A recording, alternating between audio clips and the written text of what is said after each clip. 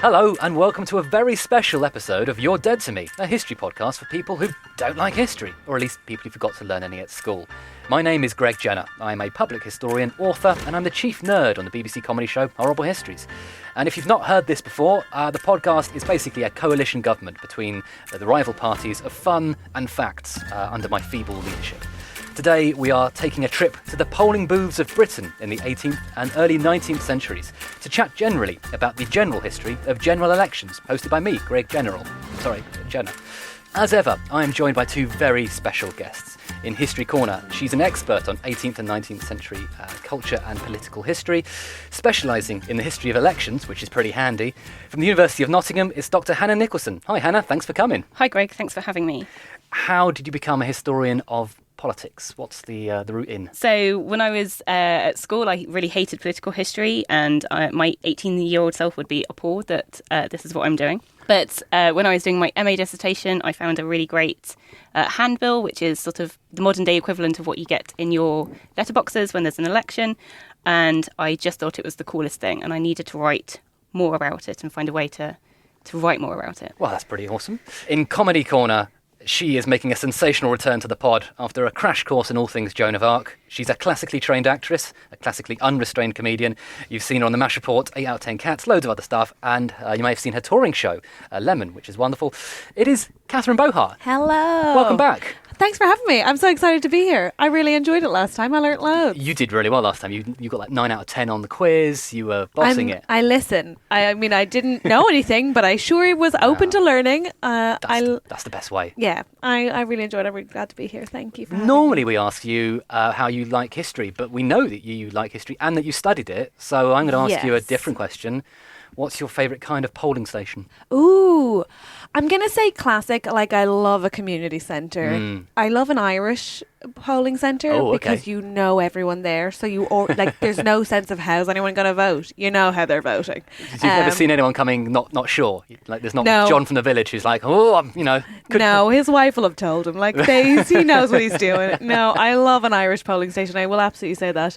But I will say, I know you said that I studied history. I will say I largely studied social history and American political history. Okay. So I definitely avoided this particular topic and certainly this particular era in every possible way. So I'm very excited to learn. Good. For the record, I love a primary school polling station. I just like democracy being accompanied by like mini beasts on the wall and very small chairs. I find it very having to really squat to go to the loo. Yeah, I love it. And just sort of everything is sort of very beautifully pink and blue and tasseled papers on the wall, and everyone's done all the sort of colouring in. You go, oh yeah, democracy. Yeah, in a very highly gendered school. Yeah. I love it. So, what do you know?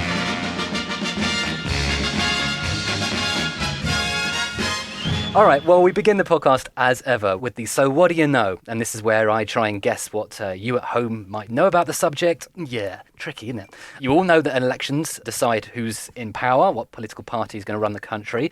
But unless you did a very dry module in A-level history, you probably don't know much about the history of elections.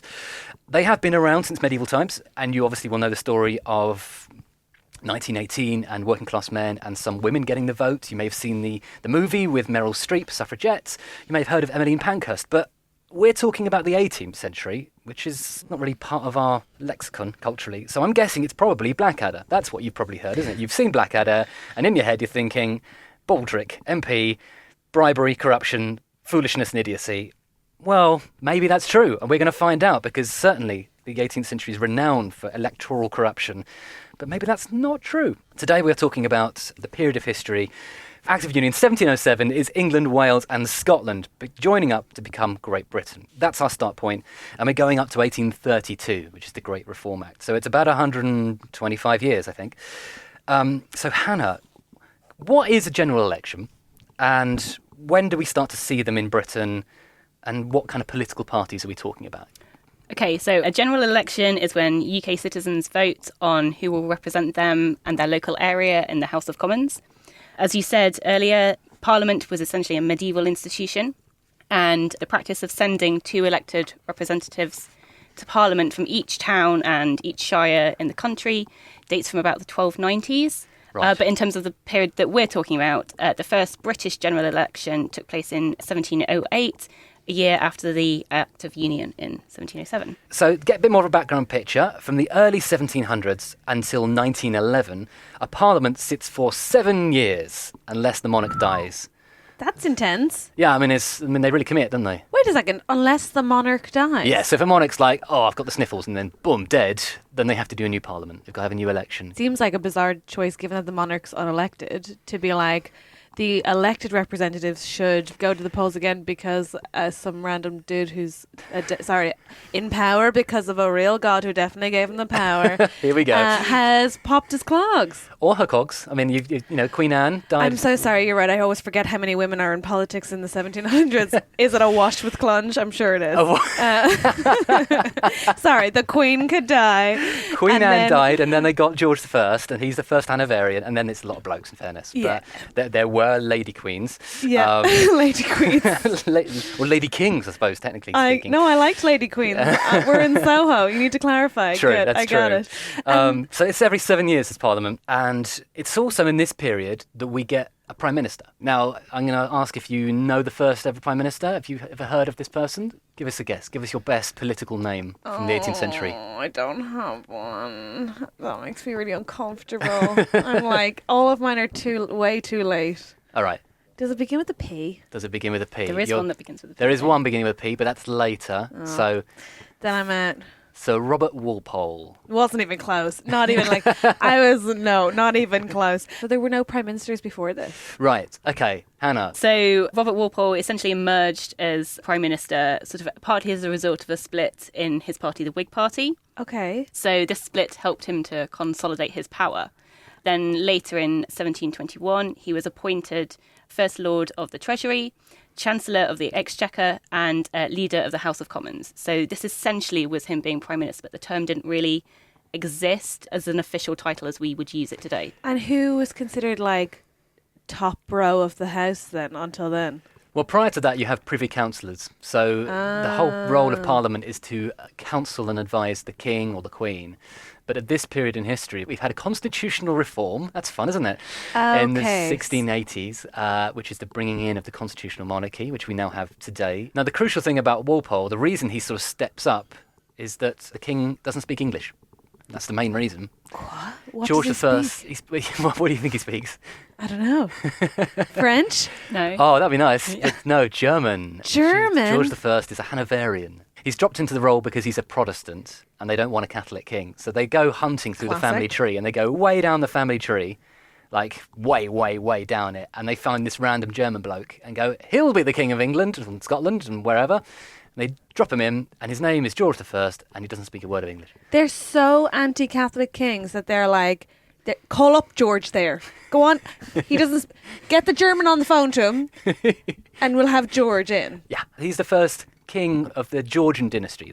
He is a George, and he doesn't speak English. And there is this huge economic crisis called the South Sea Bubble, which is a sort of, it's like, you remember the dot-com bubble? You remember people went mad for like Napster and sort of early Amazon websites and things like that, and people crazily overinflated the value of internet stuff. It's a bit like that, but in the 1720s. Okay, I mean, those are basically as long ago to me. I'm looking at you like, no. You're a younger lady than that. Yeah, I'm an old man now, so I'm like, hey, you remember that thing that happened when you were tiny? No. All right, so there was a massive overinflation. The economy's in trouble. Rather than advising the king, as normally the Privy Council do, suddenly there's an awful lot of admin to be done. Mm-hmm. And you have a fella called Robert Walpole who's like, well, I've got this. Yeah. And I mean, he's in power for how many years, Hannah? 20 years. I mean, that's really impressive. 20 years? Is he good? He wasn't especially popular. How did he stay in power then? So largely as a result of getting rid of a large cabinet and sort of through the help of the power of the king and sort of popular patronage. Oh, so okay. He sort of sneaks his way around, does he? Yeah, so he was accused of bribery and corruption in his efforts to sort of keep clinging on to power. God, we'd never put up with that these days. No. And then his sort of ambitions were said to be like rivaling the power of the king. So he wasn't altogether that popular. The other weird thing is, Prime Minister is an insult. What? Yeah. So his job was First Lord of the Treasury. Okay. That's his official title. And I think it's still on the letterbox on Downing Street, I think. official stationery, I think, at Downing Street might still be like First Lord of the Treasury. And why is Prime Minister an insult? So it was used as sort of a term of abuse in the sense it had implied that an individual had risen wrongly above sort of others within the royal circle. Wow. He's the Prime Minister. It's a bit like, teacher's pet. Yeah. I love that. That's great. Has anyone ever insulted you and you've sort of reclaimed it and gone, you know what, I'm embracing this. This is me now. Yeah, but I'm not sure your listeners want to hear about how I sometimes refer to myself as a, excitable dyke. You know what I mean? It's like, that's not... I'm not sure the BBC listeners are going to be like, that's the same. Excitable Dyke's a great name. Right? That would be your wrestling name. I think so. Yeah, let's say wrestling. In the blue corner, weighing in at not many pounds, the Excitable Dyke. So Robert Walpole is also given 10 Downing Street. And it's a gift. From whom? From the king. But he refuses it. He says, nope, not having it, don't want it. And he says instead, it should be used for whoever holds the role. So whoever has the job gets to sort of live in it for a bit. So it's Walpole who essentially kind of goes, I don't want your house. It should be an official office for the Prime Minister. Basically, he's like, no, I wouldn't take a house from the king. Obviously, I'll use it for 20 years. Exactly. And then, whoever might be, it'll probably be me, might be able to use it. Oh, please. Okay, great. It's also at the time known as 5 Downing Street. What? Yeah, they sort of rearranged the street numbers. What's with all the bombshells, lads? 5. Yeah, I mean, it's not as good, is it? 5 Downing Street. It doesn't sound as good. Doesn't have the same ring to it. No. 5 Downing Street sounds like a primary school, actually, now that you say it. All right, well, we need to get on to how people voted then. I mean, obviously, we've heard about Walpole claiming power, but how does electoral politics work? What defines who gets to vote? So the main people who couldn't vote in this era were women, as you say, also those under the age of 21 who were considered minors. Okay. But also whether you had the right to vote or not varied across the country. So according to what kind of constituency in which you lived, in some constituencies, especially those with large numbers of voters where a high proportion of the population could vote, there was a relatively high proportion of all adult men, including certain members of the working classes, such as labourers or unskilled craftsmen. But then in some other areas, it was only those who owned their own homes who were able to vote.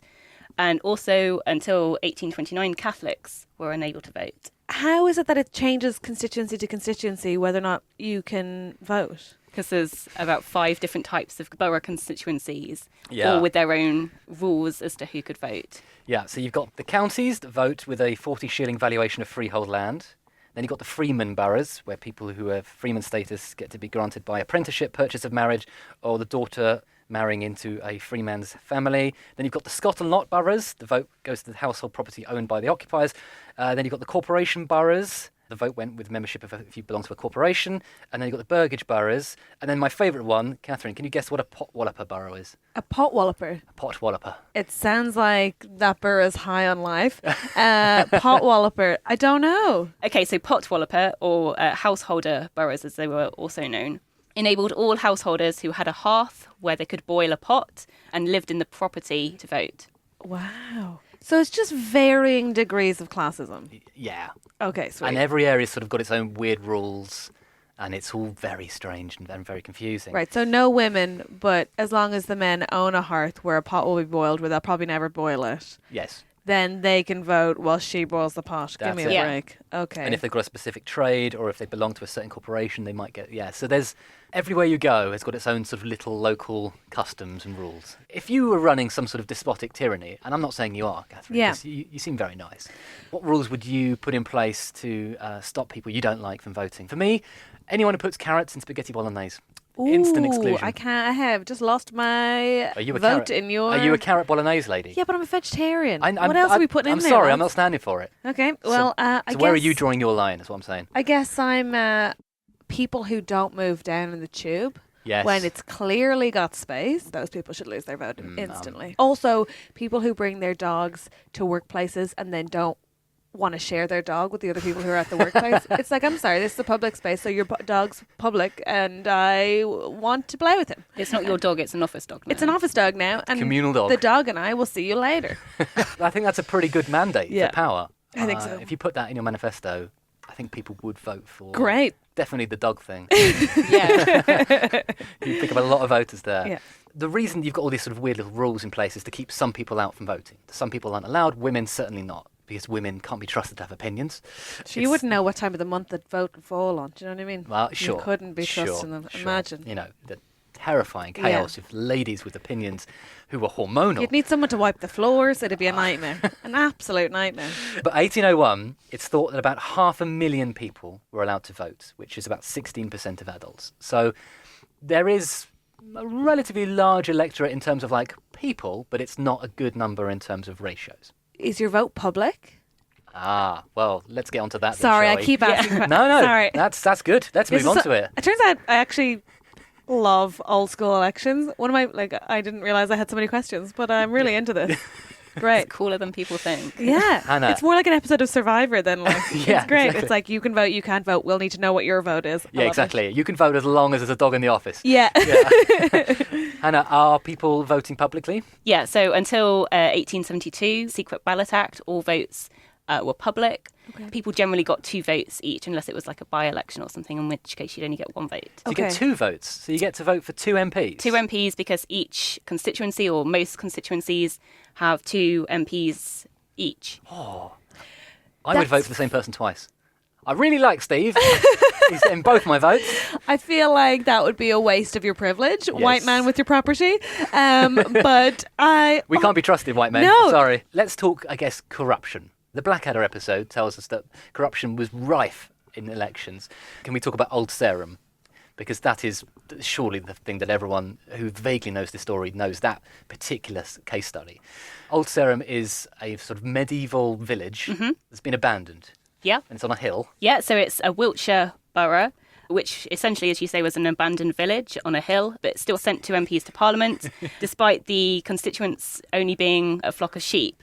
But there were technically 11 voters. They weren't the sheep. They weren't sheep, yeah. Flossy, mossy. Yeah. So 11 voters. Where do you think they lived? I'm going to guess it wasn't there. Yeah. I'm going to say it was at least bottom of the hill. No one. Do they even live in Wiltshire? Some of them. Oh, wow. Oh, wow. Yeah. That's appalling. So So do they have to go to a polling station on the hill, or do they just vote? Do they post in their vote? they did have to come back, didn't they? Yeah, so each... It's the least they could do, I think. Each poll was only open in one place in the constituency, so everybody who would vote, no matter how far away you lived, would have to go to I that got you. one place and vote. All 11 of them. Wow. See, you know, you talk about dogs in the office, but sheep at polling stations.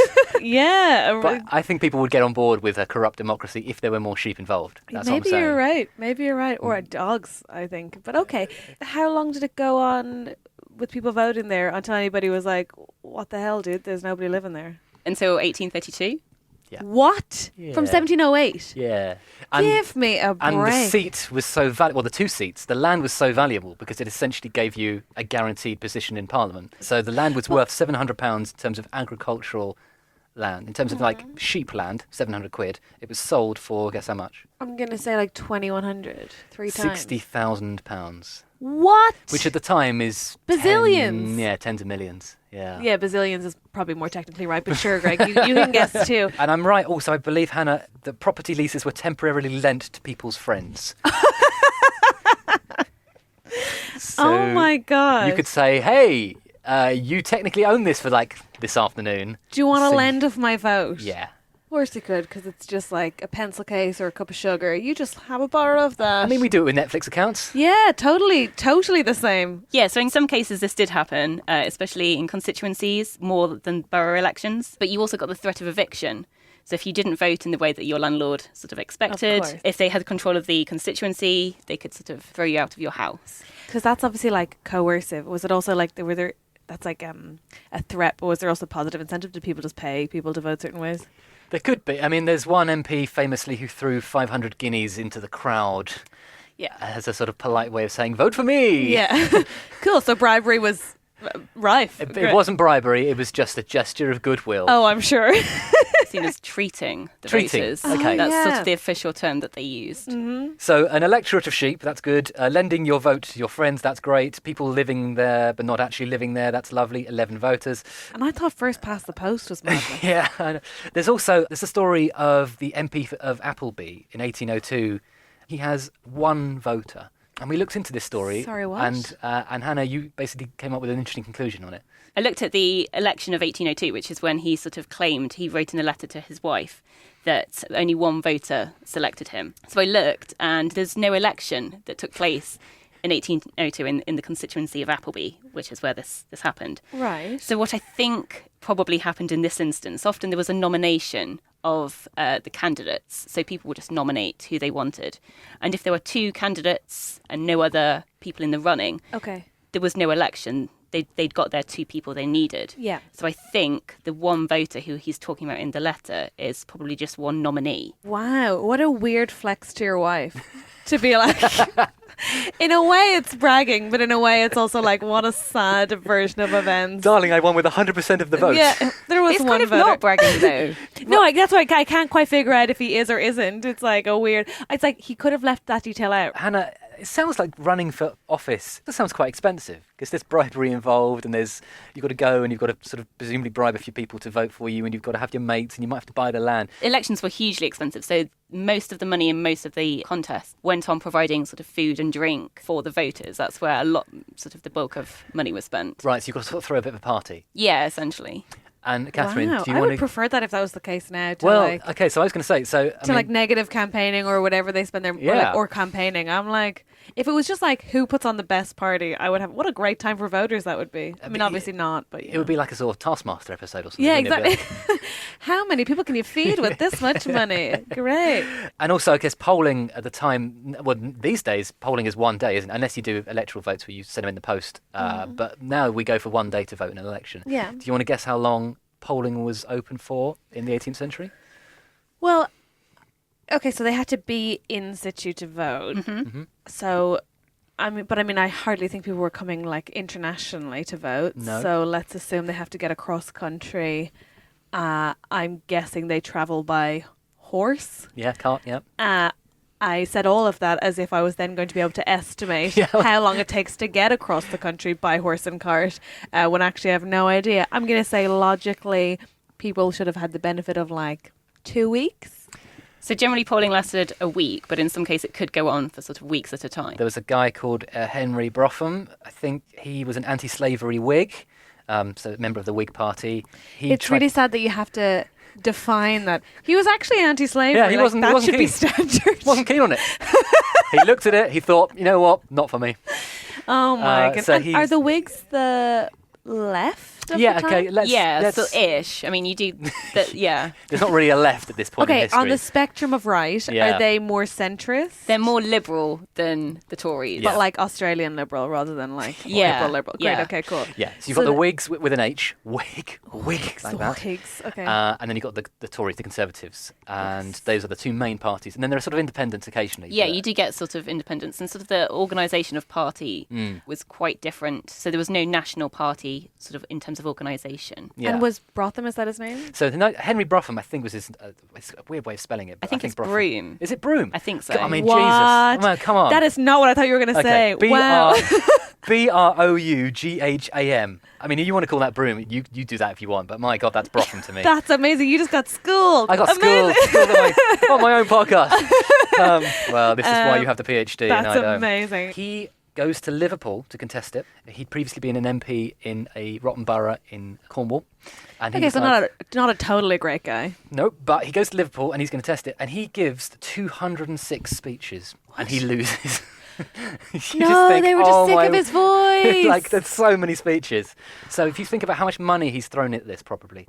He's gone up there. This poll's been open for weeks. He's doing a speech every night, probably, to the electorate. And he still my loses. God. 206 times he's given that speech. How is it not a slam dunk post the abolition of slavery to be like, not into it, guys? Yeah. Also, 206 speeches, man. I mean, there's a lot to be said against 24-hour like media, but that's... Yeah. But not having to give the same speech 206 times is not one of them. Exactly. I mean, giving speeches in elections was also a really tough sort of gig as well. Yeah, 'cause no sort of the microphones. heckles. Well, There's yeah, no sort of people were microphones. battling the elements. Oh, wow. And battling, the sound of the crowd, because you would get quite large crowds, and they're not sort of all going to be listening intently to everything you're going yeah. to say. So they're heckling, so you get some amazing heckles. Not just heckles, of course. I mean, so there's stuff being chucked. So do you want to guess, What? Catherine, what gets chucked at them? People who are unpopular. I'm going to guess fruit and veg. Fruit and veg is fine. Yep. Anything else? You look very worried right I'm now. like, what else would they throw? Okay, go. Not eggs. Yeah, go worse. No. Yeah. What's worse? Feces? Animal or like their own? Animal. Okay. Well, okay. I mean, we assume animal feces because there's a lot of it about. It's on the street, it's on the floor. Stones, definitely. And then the most intriguing one, dead cats. I take it back. Club gigs aren't that hard. Yeah, exactly.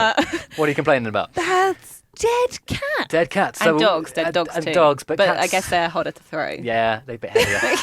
I love that you're like, obviously the impediment there is that dogs are harder to throw rather Not that than you like, shouldn't be throwing dead No. cats or dogs, just... But, in What the terms of hell? aerodynamics, Yeah. a bigger dog, you need a real big arm to chuck that. So obviously we've got a dead cat strategy now in modern politics, which is, where you do a sort of bizarre distraction stunt. It's called dead cat strategy, where you supposedly throw a dead cat on the table. And in the 18th century, you literally threw a dead cat. wow. That's out of order. I would Yeah, argue. It was quite a common thing in the 18th century. Aristocrats quite often, if they were unpopular, they would often be pelted with dead animals. It was sort of a thing. So people chucked all sorts, not much fun. But as you say, Hannah, loud, noisy, outdoors, raucous crowds, you're trying to yell your German speech. shepherds being put to your face, depending on the strength of the man who just dislikes your speech. Maybe get a team together and then Wow. coordinate throwing the That's it. Alsatian. Goodness And me. then, they're trying to bribe people, you're trying to incentivise them. And as you say, Hannah, the secret vote comes in 1872. Before that, it's public, isn't it? Mm-hmm. So the other thing, of course, with a public vote means that you can be intimidated. Do you want to guess what a bludgeon man is? I mean, I don't, but you're both looking at me, so I'm going to, not someone to like beat someone up if they vote the wrong way. Oh, yeah. Yeah, essentially. What? It's a sort of large man with a stick. Guys, I mean, I'm laughing. That's really appalling. Yeah. So they were often hired or selected from like, shipyards and sort of fighting rings and Yeah. had been hired by each side to sort of intimidate the other. But you didn't always just get sort of the hired help who attacked or intimidated voters. So during the Nottingham election of 1802, a group of young men and boys climbed on top of the polling booths. So there were polling booths in the 18th and 19th centuries, but they were sort of different to Okay. what we think of them as being today. Okay. So they're usually quite a large structure that's been erected especially for this purpose. So the person would go inside, entering through one side, give the name of the person they wanted to vote for or people, and then leave by the other exit. But during the Nottingham election, some men and boys climbed on top of the polling booth, so they were able to see down into the polling booth and see who was voting for the Tory candidate, Daniel Parker Cook. And then they were shouting down who had voted for Cook. Wow. And then his supporters were attacked and it was sort of with stones and had their coats and jackets cut with knives. Whoa. I guess the other question is, why take part in all this stuff? Do the ordinary people in the street actually care about politics? Do they know what their MPs are voting for?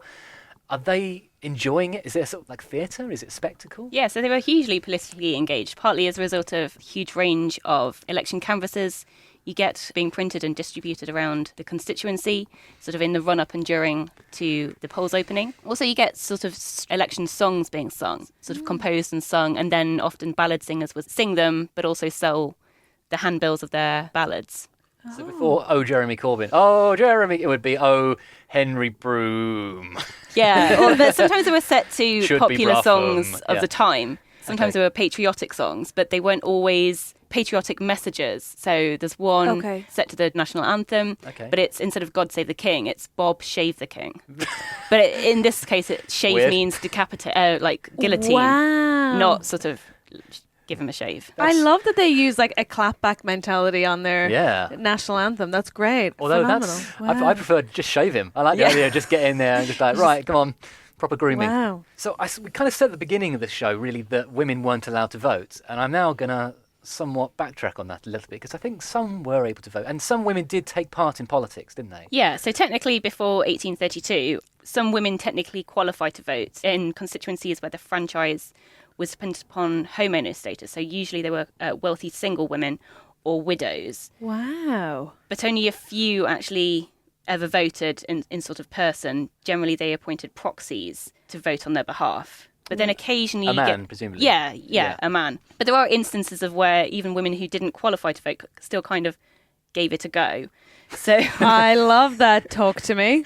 so during the Newark by-election of 1829, one woman disguised herself as a man. So she's dressed up in a man's coat and a hat. Amazing. Went in and gave her name as Mr. Waterman. Okay. But her disguise probably wasn't that great. So she was spotted and her vote was rejected. Oh. But there's still a Mr. Waterman noted in the poll book, which is where all the votes were written as voting, and their vote seems to be counted. So whether then... So was she pretending to be Mr. Waterman? Yeah, so she gave her... knew? Well, I guess she was Mrs. Waterman. But I don't know. Okay. Was she punished for? No. Or not that I know of. I've not sort of... They didn't throw a dead cat at her? No, I don't think so. Wow. So it wasn't a made-up Voted. name. It wasn't like Mickey Mouse. She was clearly... No, there was knew a Mr. someone- Waterman. Yeah. I respect the attempt. Yeah. Yeah, fair dues. I mean, voter ID is obviously something that, it's complicated politically speaking, but, putting on a hat is not a hugely impressive... Yeah, okay, she could have tried harder, fine.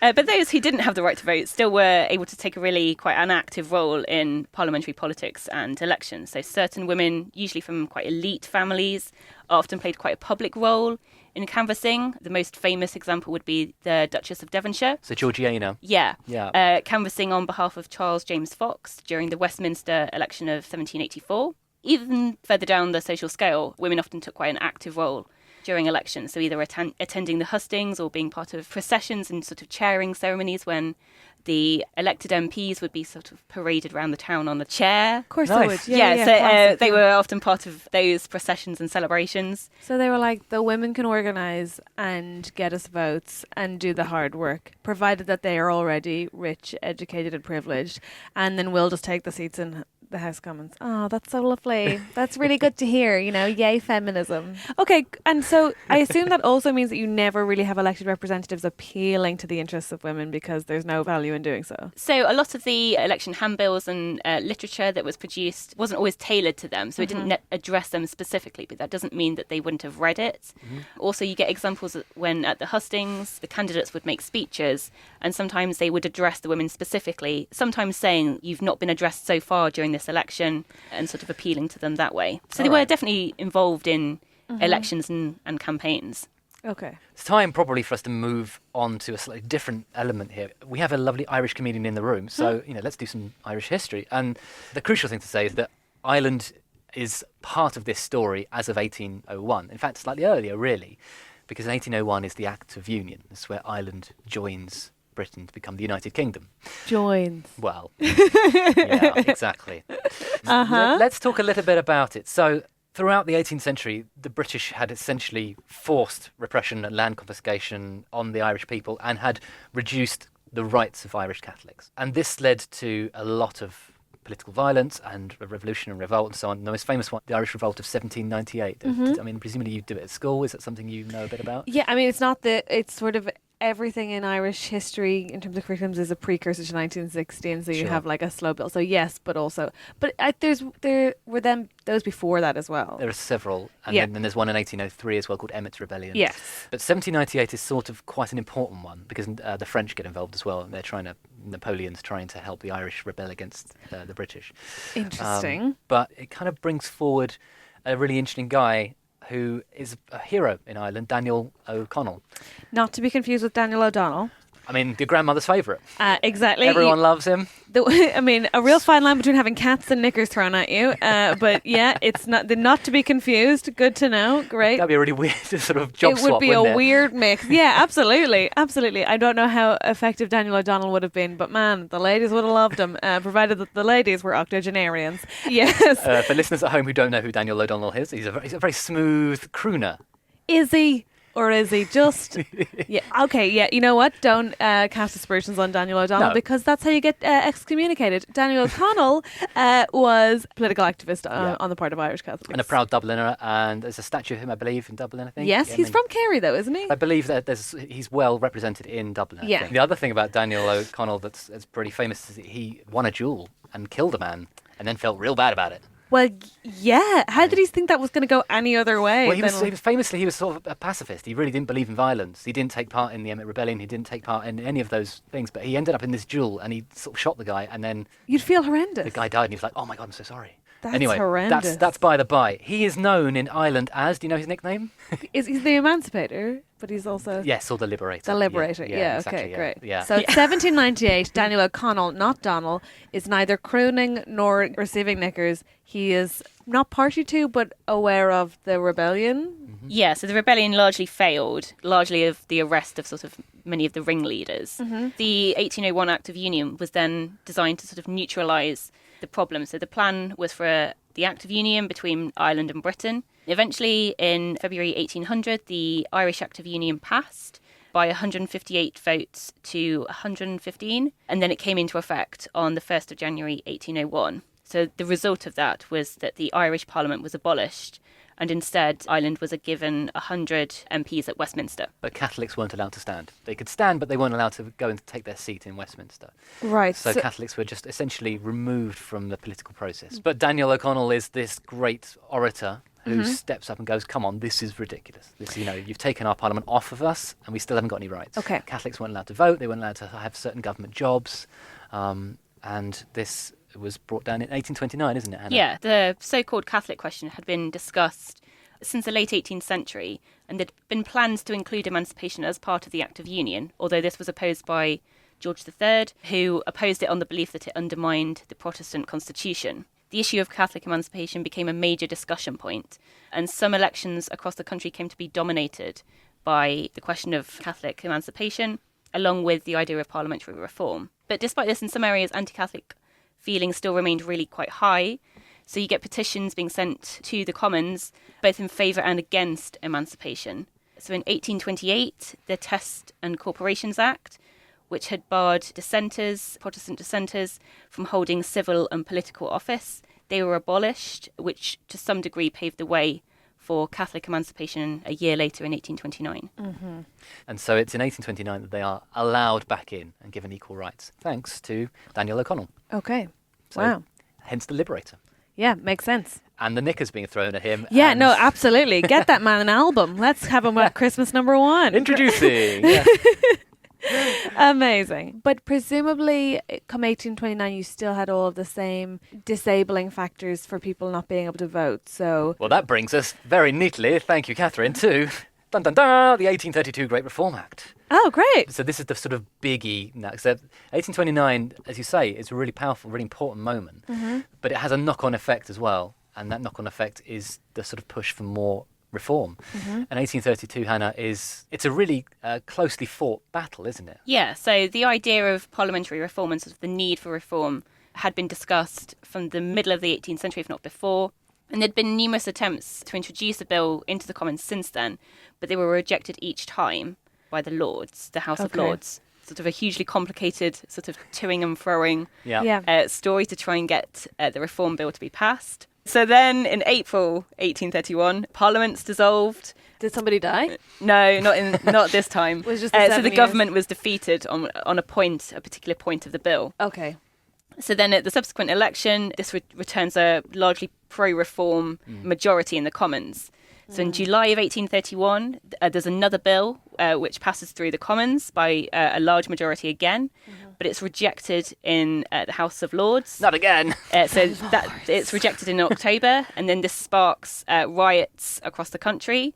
And who's the... King William IV. I Yeah. think. Okay, is William a modern... Is he like a reformist? Well, so he's largely against the reform bill, but Okay. sort of in public he comes out for it, largely because he sort of sees that he's run out of options. There's if he opposes it, if the bill's rejected, it's just going to descend into chaos. Yeah. Okay. So he knows he needs to he be knows popular. that the bill needs to be passed, so he goes through various acts and sort of creates new peers in the House of Lords who are pro-reform to push the bill Okay. through. Cool. In May 1832, he creates the new peers, and then the reform bill passes in June 1832 by 196 votes to 22, and then receives royal assent and becomes part of law, and then there's separate bills for Scotland and Ireland. And so what are the reforms? Yes, good question. So it creates 22 new boroughs. So you get Woo! places, towns such as Manchester and Birmingham now have the right to vote, whereas before they didn't. Not what I thought you were going to say, but okay, cool. It also introduces a universal franchise across the country. So it gets rid of all the sort of the different types of constituencies. Okay, so everyone can vote over the age of 21? So the borough franchise is The set at £10. potwallopers have gone. Yep, no more potwalloping. Okay, but you do have to be able to pay £10. You do have to be able to pay £10, which... It's a shitload of money, I'm guessing. Yeah, so this is one of the reasons why many of the working classes who had really pinned their hopes on being able to be enfranchised as part of this, they largely felt quite let down by the terms of the bill. That makes sense. And the ladies? So they still can't vote. Yep. And the Act also failed to introduce a secret ballot, so the voting was still done in public. So all that, and it's like, P.S., we're still going to be able to whack you over the head if you vote for the wrong person. Joke's on you! But it is a reform of sorts. And, in fairness, Yes. the sheep of Old Sarum can no longer vote. So the secret vote comes in 1872, so there's still like 40 years before. Holy hell. So there's still loads of reforms still to come. But it's a really important milestone in British constitutional law and history, and Ireland too, I suppose. The nuance window!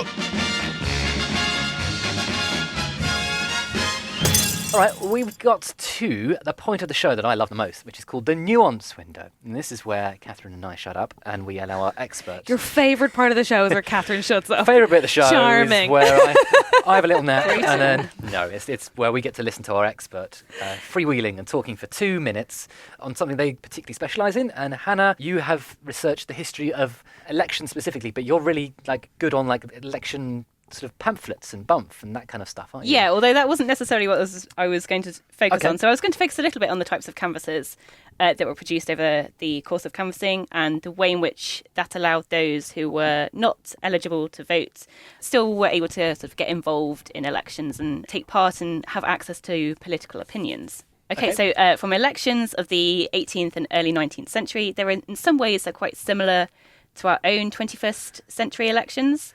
There were discussions as to the extent to which once elected, MPs would carry out the will of the people who'd voted them into power as opposed to the good of the party. Similarly, elections were fought and won on the basis of local, national and also international issues. But on the other hand, elections were also really different to our own, especially in terms of who could and couldn't vote, as we've already seen. But that's not to say that those who couldn't vote had no way of expressing their opinions. There was a huge variety of election literature, including songs and ballads, which would have been sung on the streets. So even the illiterate, in some ways, would still have been able to have access to the politics and the personalities of those involved and those standing for election.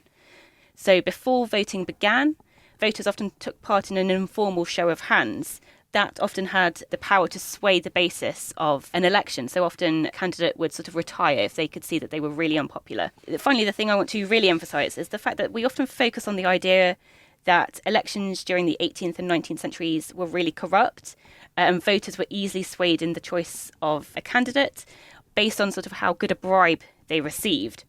But this wasn't necessarily the case. So although we've mentioned that there were obvious cases such as corrupt boroughs such as Old Sarum, but in the majority of cases, voters had quite a good deal of independence in terms of their choice of a candidate. And even when voters were expected to vote in a particular way, usually it was only one of their 2 votes that they were expected to give. Wow, 2 minutes on the clock. And that's also really surprising because, we've talked about corruption, but actually you're arguing that there's an element here that politics works at the time. Sort of, it works to a certain extent. The bribery and corruption, generally, the MPs and their patrons didn't have enough money to, particularly in large constituencies, bribe the whole electorate. Right. So it was only really in the tiny boroughs. So we're talking about anomalies rather than the rule. Yeah, definitely. That's a relief. So what do you know now?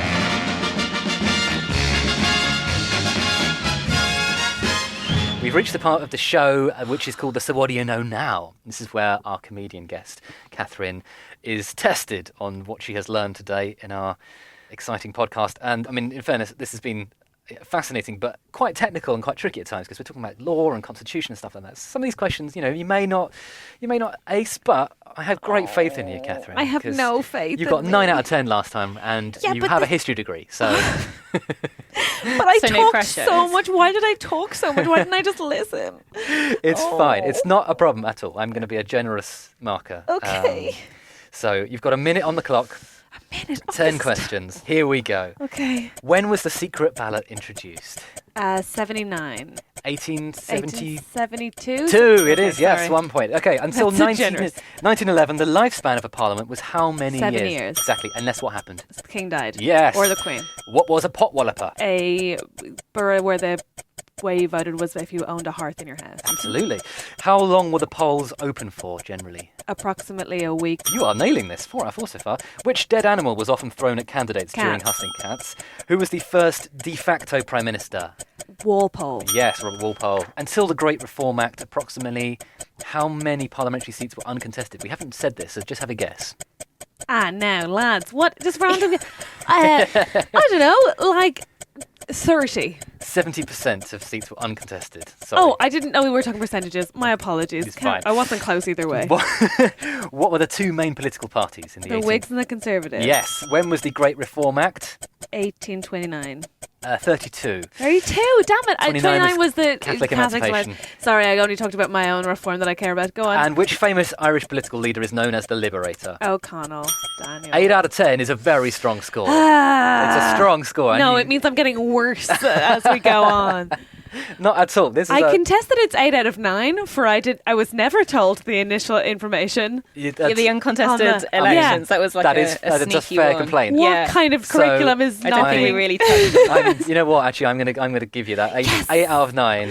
When in doubt, contest Plus, the test. you did also answer the question about the king dying, which Yes. was a secondary question. I'll take it. So 9 out of 10. Let's say that. We'll draw Well it even. done. Very Thanks. impressive. I hope you've enjoyed doing that. I think we've run out of time, but I've learned some stuff. Have you learned some stuff? Loads. I've had a great time. Thanks for having me. Okay, well, that's pretty much it for today. Thank you so much to both of you. It's been a hoot. We have learned some really fascinating stuff. We have, in some ways, confirmed what we thought we knew about the 18th century, but also learned some slightly nuanced stuff. Big thank you to my guests in History Corner, Dr Hannah Nicholson from the University of Nottingham, and in Comedy Corner, Catherine Bohart. Thanks to you at home for listening and for lending us your vote. Please do share the podcast with your friends, leave reviews online, do all those things you're meant to do with podcasts, subscribe and whatnot. But for now, I think we're off to go and round up some dead cats and hurl them at people we think aren't worthy of our vote. I actually have a collection I've been dying to use. Well, I figured we would. With that, farewell. You're Dead to Me was a Muddy Knees media production for BBC Radio 4. The researcher was Maurice Casey, the scriptwriter was Emma Nagoose, and the producer was Cornelius Mendes.